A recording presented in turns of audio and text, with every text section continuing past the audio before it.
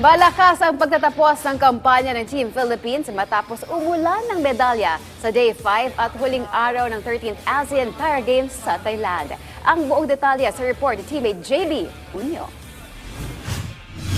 Pinangunahan ng Philippine Para Swimming Team ang malaking medal haul sa huling araw ng kompetisyon matapos mag-uwi ng kabuoang 13 golds, 8 silvers at 9 bronze medals kasama ang 5 nabasag na ASEAN Para records.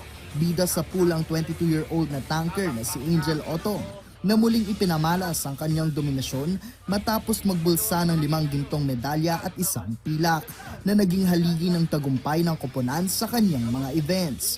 Samantala, hindi rin nagpahuli ang Philippine Para Chess Team na naghatid din ng tagumpay para sa bansa matapos humakot ng 12 golds, 10 silvers at 9 bronze medals sa huling araw ng regional meet. Ayon kay Philippine Paralympic Committee President Michael Barredo, malaking bagay ang malawak na national training pool at ang pagpasok ng mas maraming atleta sa sistema para sa pangmatagalang tagumpay ng para sport sa bansa.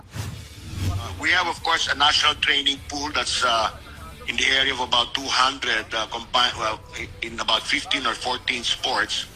And then nagkaroon tayo ng mga bata, no? Our youth that they came from of course, the Palarong Pambansa, and then competed in the Asian Youth Para Games in Dubai just about a month ago.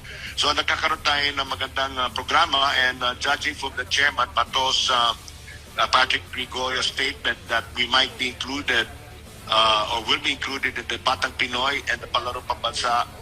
That is very important because then that will expand our pool of athletes, not only in the training pool but as well as in the youth training pool. So malaking bagay ito. Dahil sa matinding dedikasyon, disiplina at pusong Pinoy na ipinamalas sa mga para-athletes, muling pinatunayan ng ating pambansang koponan na ang tagumpay ay hindi nasusukat sa limitasyon kundi sa lakas ng loob at pagmamahal sa bayan.